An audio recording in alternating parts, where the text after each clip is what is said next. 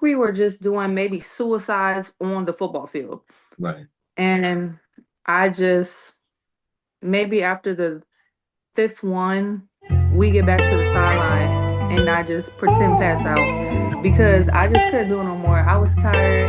Oh my God, Nobody Mia. was Yeah, like and when really you take a going through pic, I it. like the way you pose a special way. Can deal with petty shit, I never let drama get in the way. And you can't deal with none of your problems, cause you rather run away. It hurts the most when your family tend to be your biggest pain.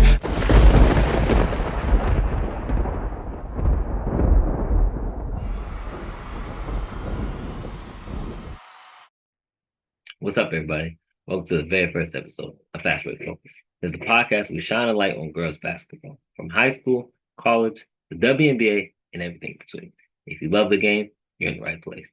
I'm James Courts, and I started this podcast because I believe that girls basketball deserves more conversation, more attention, and more respect. We're here to talk about the biggest matchups, recruiting news, and the stories that always get the spotlight they should. In this first episode, I want to introduce myself and my friends to what you can expect from Fastbreak Focus. And of course, some of the biggest topics in the game right now. So let's not waste any time and let's tip things off. Ready to elevate your game? Join Courts Event Management for top tier sporting events and unbeatable opportunities, from dynamic camps to exciting tournaments such as golf, basketball, and soon pickleball. We have something for everyone. Follow us today and step into the future of sports. So I want to introduce my first segment of the podcast. This is a segment I like to call Fast Break Take. It's just 3 to 5 players every week, every other week, how it goes, of players that I think that deserve some spotlight, who I think deserves some conversation. If you want me to be honest with you, the first player, and I want everybody to know before we do anything, okay? This is a Longhorn friendly podcast, okay? This is Longhorn friendly, as you can see. So I want everybody to understand and know this in advance. We talk Longhorns around here, okay? Now, I'm not saying that I won't be objective. I won't say bad things about the Longhorns. I will try not to, by the way, first of all. You will see my raw emotion when it comes to games, because I am an avid fan. And that's why we're going to bring up our first person is Madison Booker. MB. You are my favorite player right now, sweetheart. Okay? You're my favorite player right now. I need you the ball. This NCAA tournament, I need you the ball. Like I know you can. You was the SEC player of the year. You was a Gatorade player of the year before. You have a 16, 6, and 3 this year. Please, please, please, show it. Please. You balled against LSU. Now, I'm not going to talk about South Carolina's second game. Listen, we're not going to talk about that, MB, okay? What we're going to talk about is how you're going to lead us to a championship. All right? I filled out a bracket. The brackets ain't even come out yet, and I filled it out. I got us number 1. I got us going all the way. I can't tell you guys how excited I feel about this season right here. Roy Harmon doing her thing. The squad looks good. But I believe if we're going to get there, we need MB to show up every single night. Now, MB, sometimes you have some nights where it just, it's not efficient. Okay? We got to pick our spots better, baby. You feel me? I believe in us. I believe in you, MB. Madison Booker, I believe in you. Okay? The second person I want to talk about is Haley Van Lith. I believe that all you analysts out there that talk about the game, that know the game, say you know the game, I need an apology for my girl, okay? I need an apology. She needs an apology because when she went to LSU, which I believe was not a good decision, she'll tell you. I mean, she won't say it. She won't say it. I'll say it for you, Haley. I'll say it for you. It was not a good decision. It just wasn't a good fit for her, for whatever reason. That's that's here to be talked about. I'm not here to debate that. I'm not here to talk about that. But I will say this: when she was put in a situation that was comfortable for her, when she gets a situation where she has somebody that she can really depend on, as a Sedona Prince, when she's in a situation that is just built for her, she excels. I mean, Big 12 Player of the Year. Newcomer of the Year in the Big 12. Big 12 tournament, most outstanding player of the year. When she's put in a situation that she can excel in, and she's not put in a situation where it's just too much pressure. It was just for whatever reason. And I just don't understand how people don't see that. And she falls from being a potential top 5 pick to the next year out of the draft. Now she has to go in a situation where she has to show her talents and take her talents to TCU. You should have came to Texas. That's another story. But I believe that she's owed a lot of apologies. A lot of people said that she was garbage or washed up, or she shouldn't even be. She's not NBA WNBA ready, whatever the case is. But I do believe that if you go look at the tape, Haley had a decent year. She just wasn't efficient. She didn't have the confidence. Half of it is the confidence. I believe that she found it. I believe she should be a top 5 pick, if we're being honest. But I think we need to give a Haley Van Lith another look. Please, for me, let's give her another look, because she has shown that if put in the right situation, she can ball. And I told people before she was going to be an early topic because I need apologies. I told y'all when she's going out there with Sedona Prince, she's gonna ball out. Nobody believed me. Everybody's saying she washed. I understand. But she needs her apologies. I need my apologies. HVL, I was with you. Now, the third and final person I want to talk about today. It was about 2018. I want to say it was in Cincinnati or Tennessee. One of the two. And you look out to the court. First off, she was on a team of dogs already. She just was the lead dog. And you knew it. We knew back then, and she was probably 5th grade or 6th grade, maybe 4th. I want to say 5th, though. We knew then she was a pro, not a college player. Not just the very good high school, she's going to be nice. We knew then she was a pro. And as anybody that saw this girl play, she was a pro back then. All she needed was experience and to get taller. That was it. She had all the tools in her game. Now, to see her ball out in her freshman year, all I can say is, I knew it. I'm not even surprised. Honestly, when she has a good game, I'm not surprised. I'm not. And if you look at it, she was the Big 10 Freshman of the Year. 4-time Freshman of the Week. She averaged 16, 3.8 assists, that is, and 2.1 steals this year. She was a Donald's All-American. If you don't know who I'm talking about, you better get to know her name. J. Lonnie Cambridge. She is the real deal. I'm on here to go ahead and, I'm going to go ahead and say it. She's number 1 pick. Yeah, whatever year that is. What, we're 2025? And 2028, she's number 1 pick. 2020, 2029, whatever years. Don't quote me. Sorry. She's the number 1 pick. Regardless. Y'all better get ready for second.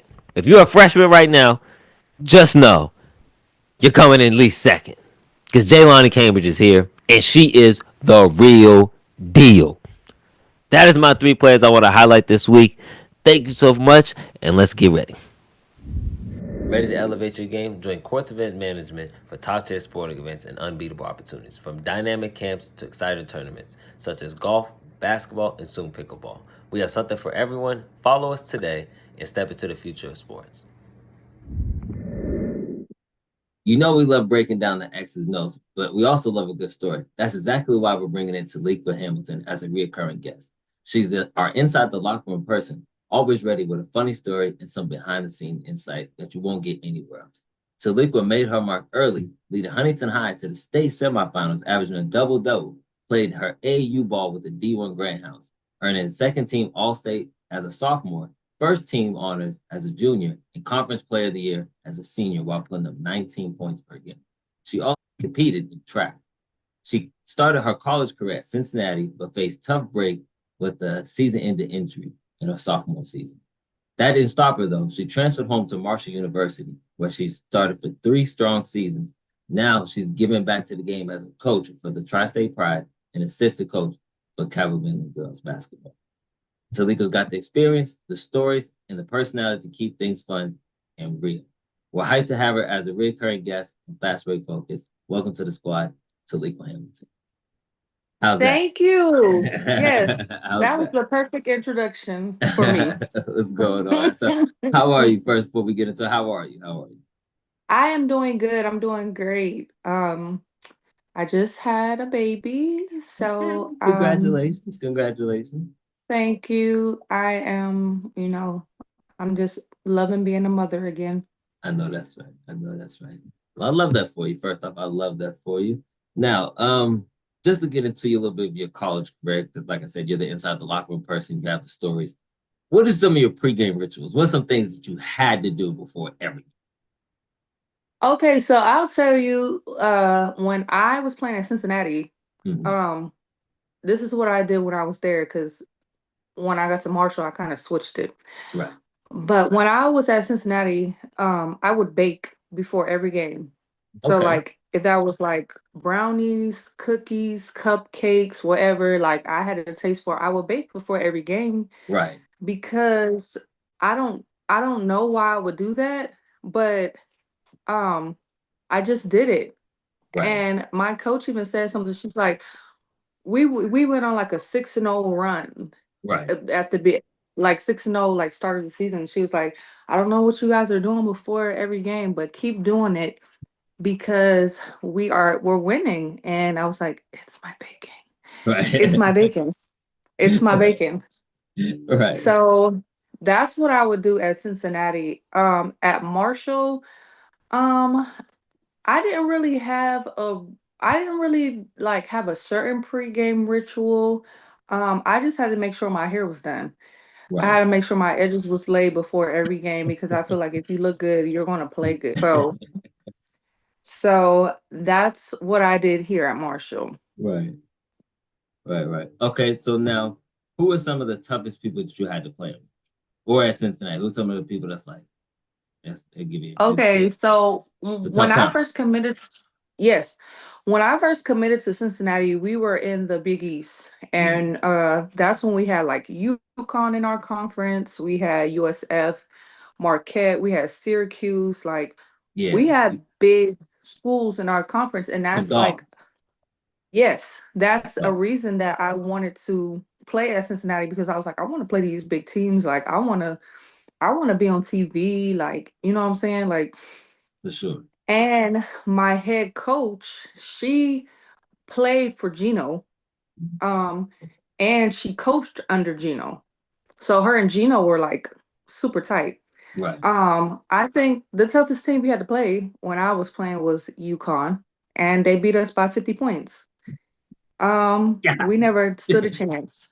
Damn. We never stood a chance. Then Gino came into the locker room and told us, how horrible we were. No. No, he And did. No, he did. yeah.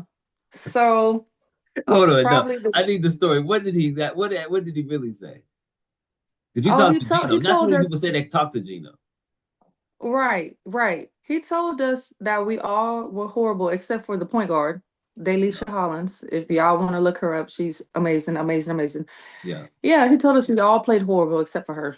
So He um did. yeah, yes, he Head did. coach. Mic drop, then walked out the locker room. What was Embarrassing. the locker room like right Embarrassing. after that? Oh, it was quiet. After he walked out, you could hear a pin drop. I Nobody was bet. talking. We all was pissed off. I understand that. Yeah. Yeah. You beat us by 50, you come in the locker room telling us how bad we are. God damn. Yes, it was horrible. Yeah, I bet. I bet. That was at Cincinnati, and I can say probably the best team we played when I was at Marshall was Western Kentucky. Gotcha. I think they beat Western Kentucky. They beat us every year. Like we just Couldn't get over him. Yeah. couldn't stand a chance against them. But Yeah, probably. Yeah, those are probably the two of the toughest teams. Okay. So what about high school? Who'd you say is somebody that's like they gave that work when they came into town? Um, you know what? It's not somebody I played against, it's somebody I played with. It's Whitney Bays. Like Bucket. she's a walking bucket. Right now Bucket. she coaches for Memphis now, I think. But um, yeah, she was literally since I well, actually I did play against her in middle school. Um, but as far as high school, we played side by side. But yeah, she was always like Yeah. I could never, I kind of looked up to her a little bit, even though Right. she was like a year or two older than me. But yeah, she was. Well, what was some of the we talked earlier about probably your worst locker room moment. What would you say would be your best locker room memory? What was something that's like this the funniest moment that sticks out to me that you can share? I know y'all get wild in Yes. the Marshall locker room. Yeah, I'm trying to think of something appropriate that I can let the people know. Um, my best locker room memory was probably my senior night. They surprised me because I didn't think they were going to do nothing for me for real. And they decorated the locker room, they decorated my locker, I know and that's right. it was just a cute moment. And they had got me, they know I was super into makeup. So they had got me like a gift card to Sephora for like $250. I was like, Right. I love y'all. That was probably the best locker room moment. I know that's right. Okay, so there's my best locker room moment. And then like the funniest that I'm allowed to share was when okay, so I we had our head coach at Marshall, Coach Daniel, Mm-hmm. Matt Daniel. He was a very eccentric guy. So he brought us into the locker room one time. It was super early in the morning. He brought us into the locker room and he was like, I do this every morning. Like, I just want y'all to do this. He was like, I want y'all to take the time out and do this right now. So he like started looking in the mirror. He's like, I do this every morning, and he starts crying. And me, I can't be serious in those type of moments. So he starts crying in the mirror, and we all, and then you got them one teammate. If you look over at them, It's like, oh yeah, it's over. now we all about to get in trouble. Now we're all about to run because you can't keep a straight face, and I can't keep a straight face, and the person next to me can't keep a straight face. So I'm fighting back. I'm fighting back tears, not the tears that he's crying, like tears of I don't want to run, but it's also funny. He in there crying. So in the locker room, crying, tears, tears coming out of his eyes, just looking in the mirror. And then after that, he made us do it. So now I'm looking Yeah, in the right. mirror, biting my lip, trying not to laugh, trying my hardest not to laugh. And trying to be serious and take the exercise seriously, but I could not do it. Man, I And we just all got in man, trouble. as goofy as you guys was, man, I already know that it was tough time keeping that in. You know it. Damn. I So couldn't keep a straight face. that literally leads me into my next question, but I'm sure that's not it. What are some coaches' words that stuck with you that are always like, this is the one word that I teach to my kids? Um, the one quote I think that really stuck with me was my coach from Cincinnati. She I think we had so remember I told you at the beginning of the season we was like on a 6-0 run. Mm-hmm. Then we went on an 0-6 Mm-hmm. run. So now we're 6-6. And after that game, she's just like, you know, you gotta hate losing more than you love winning. And so after that, that just made me, you know, that just made me play harder. With in any game that I played after that, that quote always just stuck in my head. Like you gotta, you really gotta hate losing more than you love winning. That's valid. And I do. And I feel like I did after that That's valid. because I Now, hated to lose. that's valid. Now, the people are gonna get to know Coach Coleman, but I need you to give me your best coach. Light up, light up. I need you to give me your best Coach Coleman that you can share. Once again, that you can share. That I can share. Okay, okay. I'll share a funny one. Okay. Got you. So one time I can't remember where we were. We had to be like in maybe North Carolina, somewhere like that. And we just played this team. We all played horrible. Me, Kiki, Keisha, Anitra, everybody. We played horribly. Like horrible, horrible, horrible. And so he was just and he was pissed off. He's just like, those girls Coach should have, Coleman. that yes, he's like, they're not a better team than y'all. Y'all suck today, blah, blah, blah, blah, Mm, blah. So we get back to the hotel now. He's pissed. He's not happy. And he's like, I'm not washing your uniforms. no. You're not getting your uniforms washed for the next day. And so and listen, he claims it's because he was like, it was a tactic. It was a tactic so the next day that y'all played, they wouldn't want to, touch y'all and y'all would be stink and blah blah blah blah. That's what he said. But one of the moms was pissed off and she was like, you guys are not playing in dirty uniforms. So she Right. took our uniforms, washed them, and gave them back to us. And he was so pissed the next day. He was so Hot. mad. I already know Coach Coleman. He was hot. He was so mad. He was hot. Yeah, he I was cannot mad. wait for the people to meet him. I don't even think that he coached us that game. I think he asked that parent who washed the uniforms to coach us. Yeah.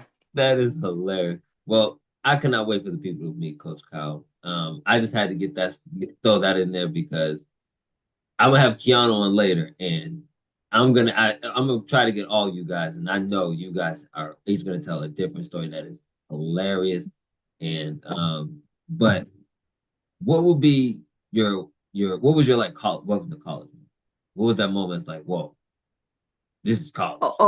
My welcome to college. Oh, it had to be like our first like week of workouts. I think that particular day we were working out on the football field.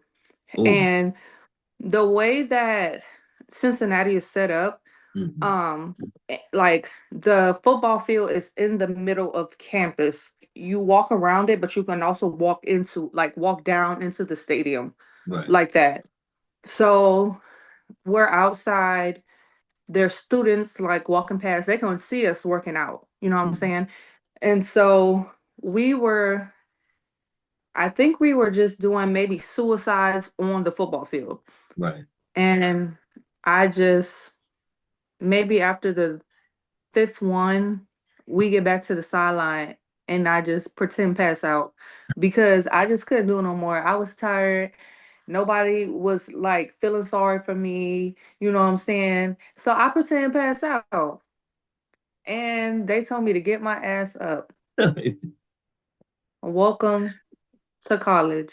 I was sad. I was sad. You pretended to pass out? Yes, I pretended to pass out because I just needed a break. And nobody was feeling sorry for me. So No. I pretended to pass out and You are the hilarious. the trainer, she just was like, get up. All right. She's looking at me disgusted, like, get up. Uh, which, she had the right to, because What did you at least sell it right? I don't think I did, because I ain't never You passed out before, so I didn't know, other than seeing it in movies, I ain't never seen nobody didn't pass know what to out. do. No, I just kind of just did a little drop, like Yeah. Right. Oh, yeah. I probably look like a fairy out there, but that is hilarious. yeah. You are hilarious, man. Oh my goodness. All right, but this is my last question. You are a coach now. What is the one thing you want to pass down to your players that you want them to take to their next generation of basketball? I would just say, like, when I was playing, I made basketball my whole life, my whole identity. So I would just say find yourself outside of basketball because after it's done. You know what I'm The ball saying? start You have moving. to, yeah, you have to, and I think that's what I graduate in college. Like, I struggled not being an athlete no more because I was like, that was my whole identity since seventh grade. Like, that's all I knew was basketball. So to graduate and like to not be a basketball player no more, I was just like what am I? Who am I? So I would just say, just have have something outside of it. Don't make it your whole identity. I won't say don't make it your whole life, but don't make it your whole identity. That's good. That's good. Well, thank you, T Ham, for jumping onto the podcast. We really appreciate you. We look forward to having you on as the season progresses, as far as WNBA, the NCAA tournament coming up. So we appreciate you and thank you for coming on. Thank you for having me. This next segment on the podcast, I want to talk about a few teams that I believe deserve to be looked at when it comes to the NCAA tournament. Some teams that I believe that if you aren't paying attention, they're gonna sneak up on you and they gonna beat you. There are teams that you need to have on your bracket going very far, at least to the Sweet 16. Every team I think on this list is going to at least the Sweet 16. Now it's gonna be harder once you get past that. These are a couple teams that I believe, and a couple reasons why I believe if you don't have this team going far in your bracket, you might want to redo your bracket, even though it hasn't come out yet. It comes out tomorrow after the pod. These are the teams that you need to have on your list. First is Harvard, and there's only one reason. If we want to be honest with you, it's Harmony Turner.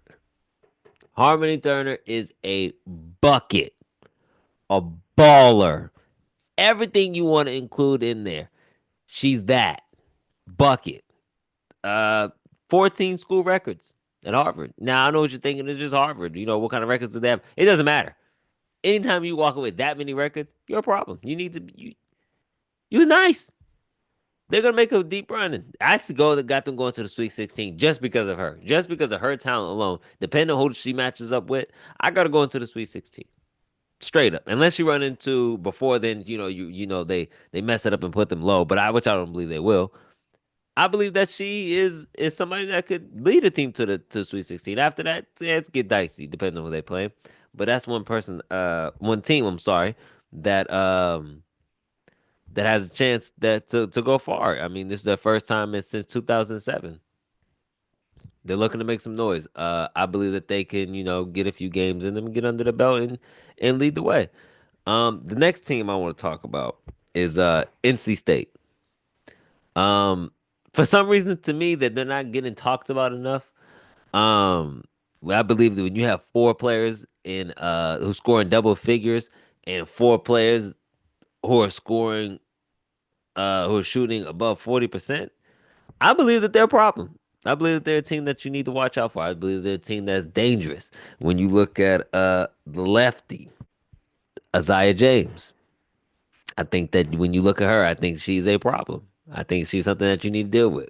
Zoe Brooks, someone who's not scared of the moment, someone who's had a very, very, very great decorated high school career, who's not scared at the moment. She's in her freshman year. She went to the Final Four. This team went to the Final Four last year, so I don't understand why people aren't talking about them enough.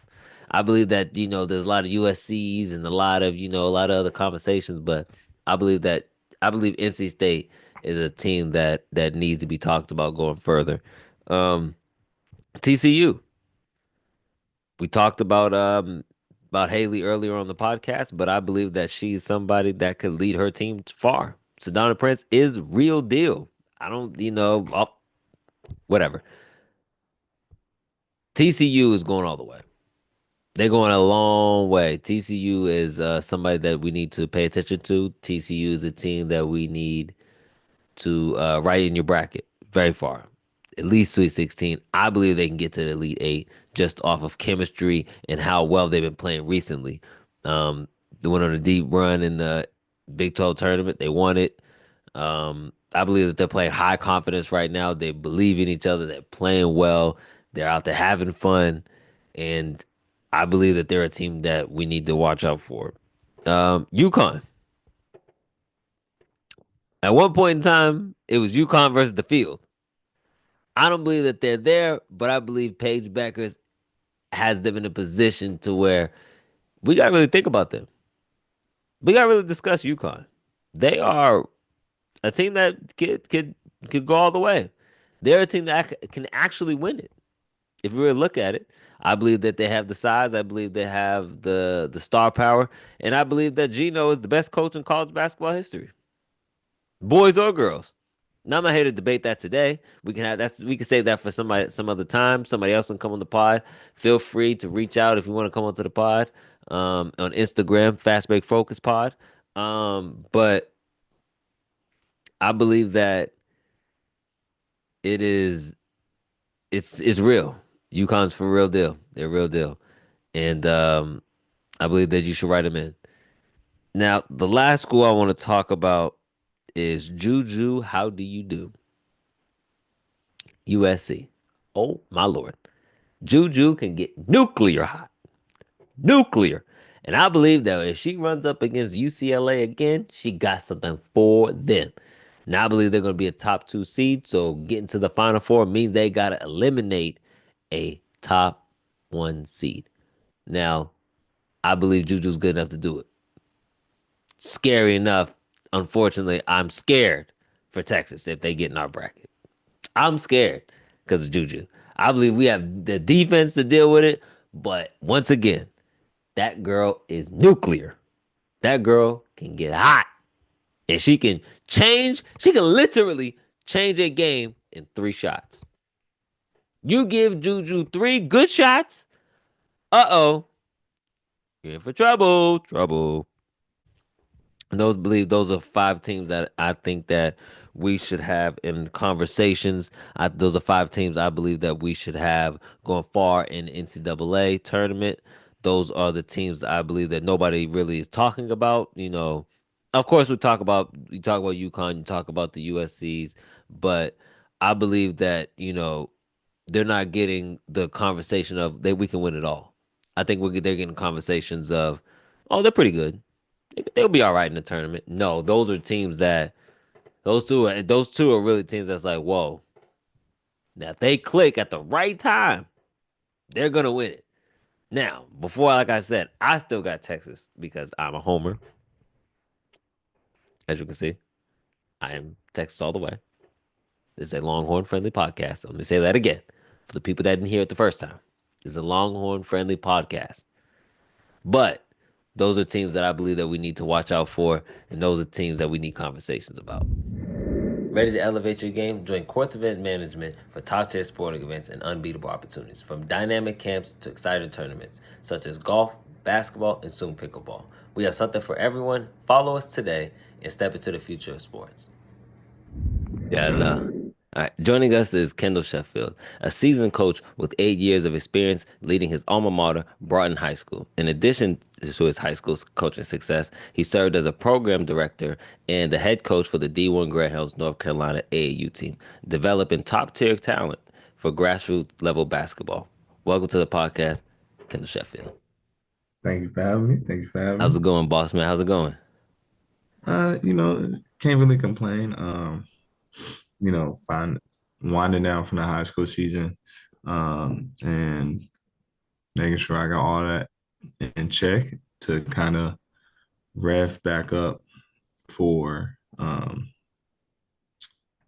next high school season. We first round exit in the playoffs, but we're ready to kind of get back to it. We got a lot of core pieces coming back, and should be able to make a deeper run this coming year. Right. Hopefully, we go in the gym, work hard. Not many people can say that they coached the alma mater, really, in any kind of capacity. What was it about it? How did you even end up in the position that you're in? So after I graduated college, I was just hanging out. I was working I always, I wanted to get into coaching. Um, and, you know, it happened honestly because of an unfortunate incident. Um, Something happened to one of my high school teammates. Mm. And so we kind of all got together, a few people got together to kind of do something for him. Um, and then one of my former coaches was like, "Hey, we're looking for new coaches." This was for football. Said, "We're looking for new coaches. I'll get you in touch with the um, head coach. You could sit down and talk to him." After that, I went to the athletic director and said, "Hey, are there any positions open for the basketball team as well?" And he said, "Yeah." So I started 1 year, um, did 1 year with the men's team. Then the coach that actually offered me to come coach football, he became the athletic director, pulled me in his office, and it's like, "Hey, um, what I'm gonna do for you is I'm gonna move you over to women's basketball," which I was fine with. I always wanted to coach women's basketball. I don't like change though. Um, I never met the new head coach for the women's basketball team, so I didn't know if our personalities were gonna mix or whatever. But in that meeting, he told me, um, he said, "If you're serious about this guy he's somebody that you're gonna want to learn from. So I'm gonna put you with him, um, and you know, have Right. you guys work together."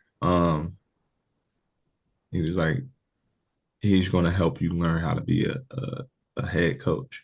Um, you know, 4 years later, or I guess not 4 years, about 3.5 years later, um, I'm named JV head coach for Broughton basketball, Broughton women's basketball. First thing I did was text that AD and was like, "Thank you. Like you told me, 4 years ago that this guy was going to help me become a head coach." So I texted him, "Thank you." I texted the head coach, "Thank you," and the varsity head coach, "Thank you." And that's where I'm at now. And luckily, being able to sit with a 34-17 overall record, um, with a 28, and I think it's 28 and 11, no, 28 and 11, 28 and 12 or something like that as Right. the head coach from my first season starting as a head coach. Like I said, my first year as head coach, I was interim. I took over about halfway through the season. Right. So Being around girls basketball wasn't really hard for you because of your dad, and he has a very decorated career as far as AU coaching, and the people will get to know Coach Kyle. But give me some words that he gave you to take into your coaching career because I know you and your dad. I know you guys have extensive conversations about this type of stuff, yeah, especially starting out. um, one of the things was kind of, what he made sure I knew what I was doing it for. Um, he First thing he asked me, he was like, "What are you doing this for? Are you doing it for yourself or are you doing it for the girls? If you're doing it for the girls, it's going to be a lot easier to stick with it and go through it." And then always, he said, "It's never bad to hold a chip on your shoulder." A lot of people say you got to get that chip off your shoulder. He was like, "No, sometimes in coaching and sports, even in life, having a chip on your shoulder is a good thing as long as it's Needed. controlled and targeted in the correct manner. I'm not here just taking it out on anybody, or I'm doing something malicious to get back at somebody." He's like, "It's fine to want to win. It's fine to want to beat the people that beat you beforehand. But if you're not doing anything behind their back or dirty in a sense to do that, you're all good." Right. So you know me. I'm probably one of the most competitive people you know. Uh, but I'm the type that, yeah, you beat me, but you know what? I'm gonna be back. Right. I'm gonna develop my game. I'm gonna be back. I'm a student of the game. So I learn and pick up every time. I'm like Goku, honestly. That's the best way I could put it. That's a good one. That's a good one. That's a good one. Just to switch gears here for a second. Um, we've had dreaming you off camera and stuff like that. You know, we're brothers. We've had Yeah. extensive conversations about Paige Beckers. hmm Um, I need you to give the people your take on her because I believe you have an interesting take. Um, I think Paige, honestly, right now, Paige is easily the number one pick in the WNBA. Um, but I'm a huge Paige Beckers fan, not only because she could ball, but she's just a straight up dog. Like, and she's very humble at the same time. When she's off the court, it's hardly me, me, me, me, me, me. She's gonna find some way to give credit to somebody else in her life for her success. In a sense, obviously, she knows that she had to put in the work herself, but she knows she didn't get there alone, and Right. she's not afraid to give people their props. And I think that's why people like her, and I think that's why she's such a good leader for UConn. And I think that's why her transition to the WNBA is not going to be hard because she knows she's not. What's the word I'm looking for? I don't think she feels like she's entitled to anything. Right. So just a quick recap of her stats. Just at UConn, she's the was the AP Player of the Year in 2021. She was the Player of Mhm. the Year, That Naismith was her Cross rookie. Player I of the mean, her Year. freshman year, right? That I 2021. believe that I believe that was her freshman 2021. Yes, she was unanimous first team All American. She's got all these awards: Big East Player of the Year, co-freshman of the year, you know, Big East Freshman of the Year. Where do you put her in as far as UConn rankings? Because they have a lot of people up there who could be That's tough. the UConn That's top five. tough. How about that? Does she crack that? That's tough. Um, And I know people are gonna say we're because being prisoner of the moments by even consider her top five, but she does have a right. great career.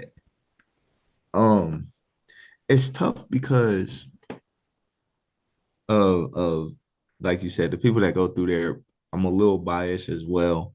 In terms of certain aspects. Um, if we're talking solely in UConn career, she's definitely top five, And I will without say a doubt. this. She's not a champion, which we'll get into in a second about our tournament bracket. This list that I have in front of me, Mm. because it is tough, you know. I think she's I think she's top five. If not, she's definitely top six. She's in that top six.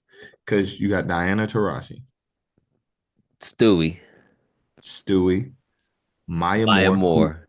who for me is number one, regardless. I don't care what anybody says. Maya Moore is number one at UConn. Yes. Over Stewie? Yes. I don't Absolutely. know, kid. I don't know. I Absolutely. don't know, kid. You might have to look at Stewie again. I Three, you think, talking I about think, three-time College Player of the Year. right. What was Maya Moore's record while she was at UConn? She lost 4 games. Mm. Maya Moore did. She was 150-4 in her college career. She only won two natties. She did only win two natties. It's hard for this UConn debate because Stewie has four too. Gino, it really is the GOAT. Let's call it like Does that. Stewie have four? Does Stewie have four? If I'm not mistaken, Stewie got four of them things. Hold on, let me. Brianna Stewart, yeah. Who wish we wish Oh, for a speedy recovery, I by the way, too, by the way. yes, absolutely. Just a quick rundown of Stewie. She's a four-time champion, four-time most outstanding player of the year, three-time Naismith College Player of the Year, three-time AP Player of the Year, two-time John Wooden, and she was ACC Player of the Year three times, or AAC. I'm sorry, three times. Big East First, Freshman of the Year or first thing freshman you team. I'm look sorry. up. First thing you look up when you look up Maya Moore is you get the most prolific winner in NCAA history. Not UConn history, NCAA history. Now, I will give you that. Stewie had four natties. But I think if we going back to more individual stuff, you, it's about what you like too. Yeah, Maya Moore giving you a bucket at any level, and any level. Stewie has the ability to do it, but I don't think Stewie has the ability to do it herself the way Maya. Maya's gonna 1-2 hit you with a pull up jumper. That for me, when I think first person, Maya Moore is the first person that comes to mind whenever I hear somebody say UConn women's basketball.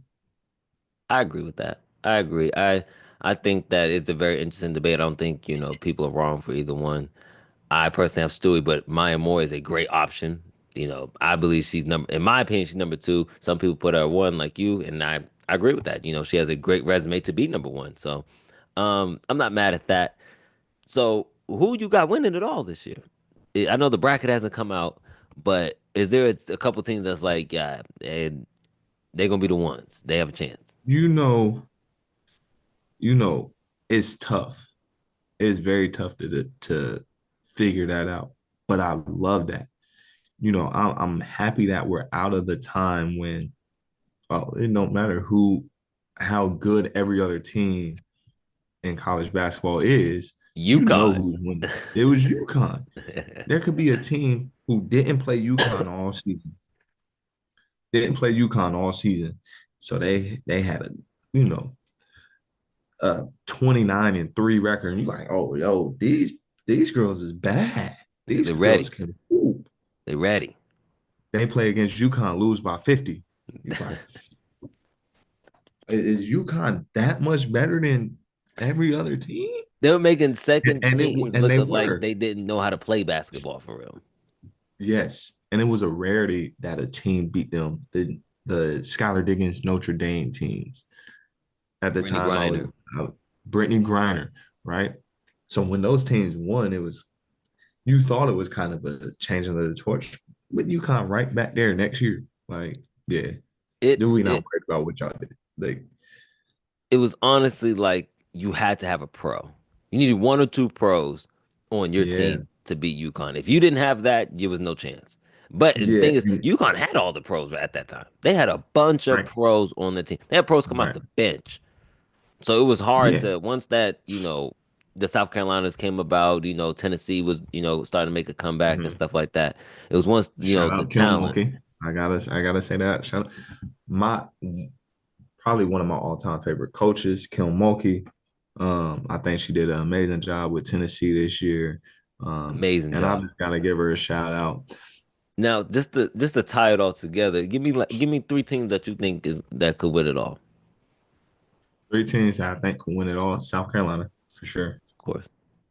Um, Texas is up I was there. about to say, you better recognize now. We are a Longhorn friendly podcast. I said it in the I see that. intro.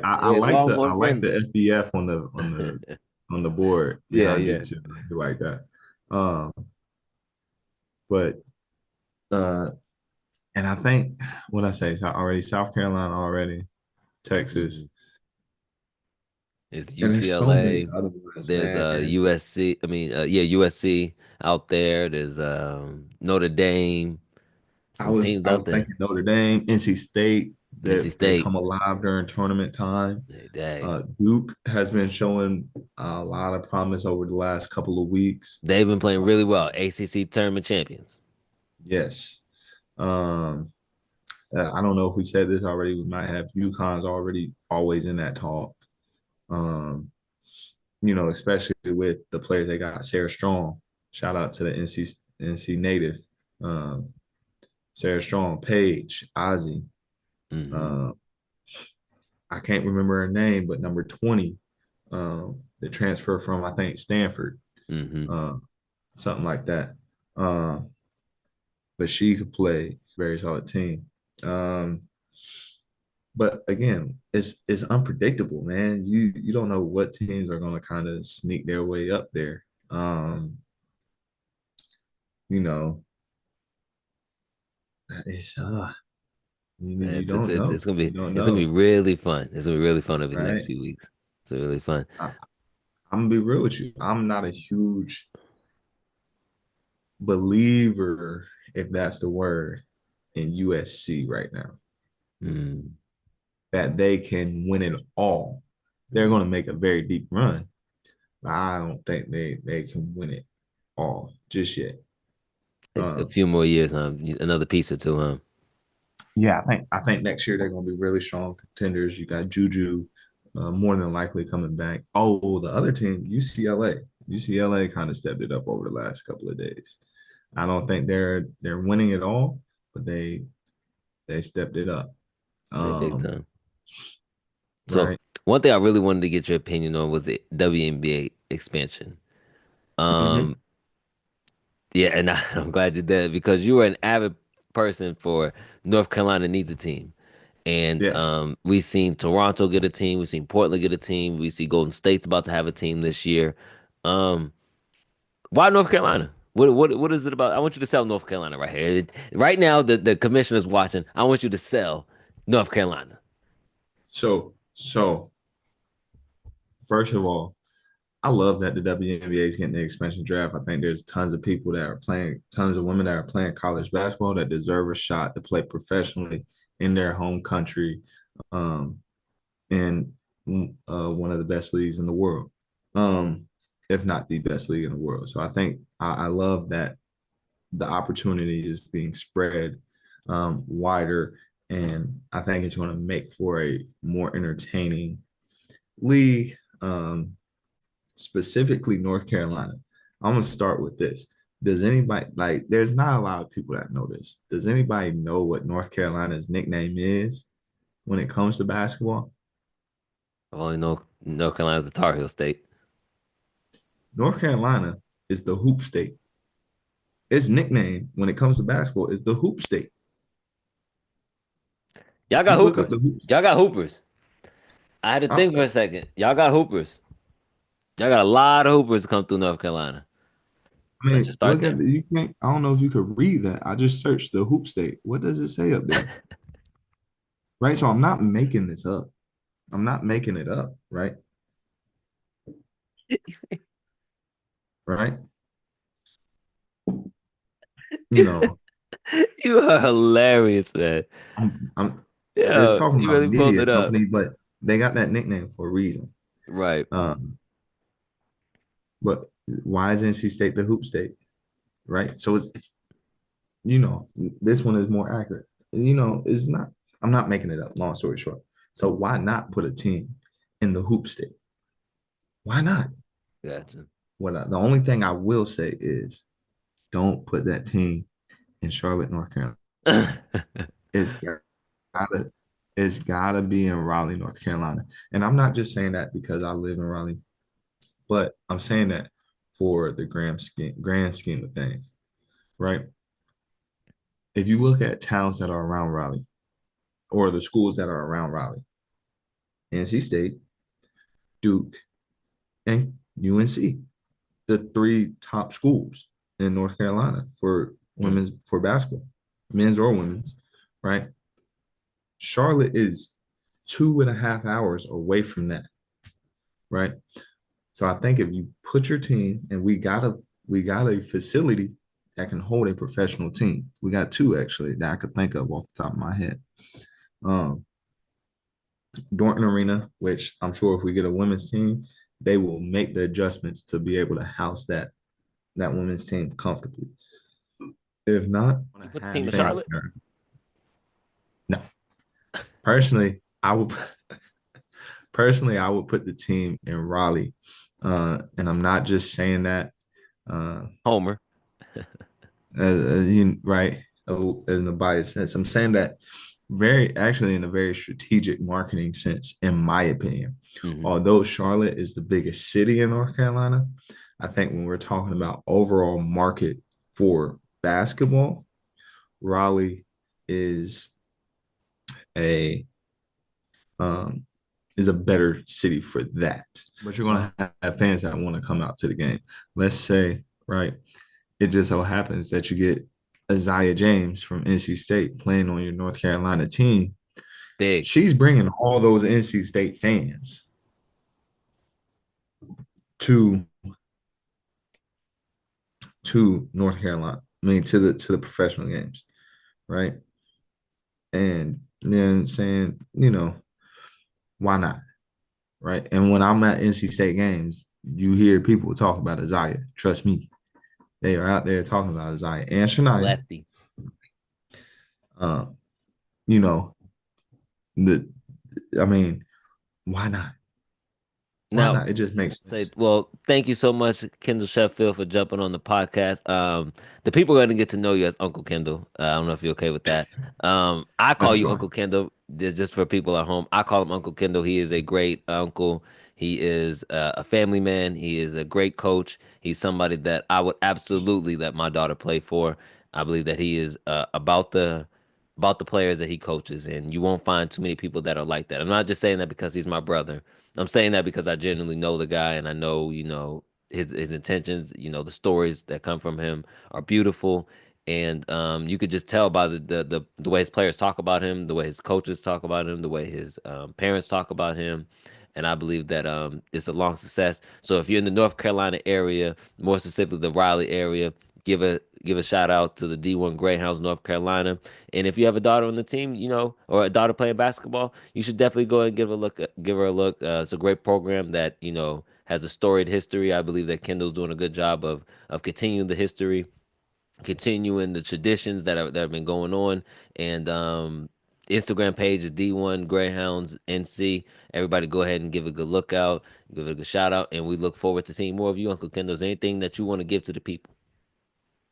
No, I just want to say thank you to you for allowing me to come on and express my words and shine a little bit of light. Is something that like you said earlier, we have extensive conversations about women's basketball all the time, and I know I'm a pretty opinionated person when it comes to women's basketball, and so just thank you for allowing me to come and speak on my opinions, whether you agree with them or disagree with them. Any of those folks out there, I'm a I I'm not too stubborn on ideologies. So if you want to ever sit down and talk with me and have a debate or whatever, I'm definitely going to hear you out. Doesn't necessarily mean I'm changing my mind, but I'll hear you out.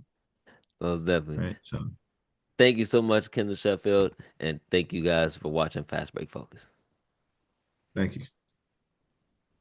That's a wrap for this week's episode of Fast Break Focus. Thanks for tuning in and being a part of the conversation. If you enjoyed the show, make sure to leave a like, subscribe, and comment, and share with other basketball fans. I'll be back next time with more game breakdowns, player spotlights, and everything happening in the world of girls basketball. In the meantime, stay connected and follow us on Instagram and Facebook for more updates, highlights, and hoops talk. Got a topic you want me to cover? Or Hoopers, do you just want to join the conversation? Or just want to tell your story? My DM's always open. Until next time, keep the ball bouncing and stay locked in. And I'll catch you on the next episode. Get it twisted, it's a movie. We pop out your ass in trouble. Yeah, and when you take a pic, I like the way you pose a special way. Can't deal with petty shit, I never let drama get in the way. And you can't deal with none of your problems, cause you rather run away. It hurts the most when your family tend to be your biggest pain. Everybody getting older, but nobody seems to change. And when you really love somebody, certain things you just don't say. Look how we giving up, we supposed to take it to the grave. When it's time to raise my own, it will never be the same.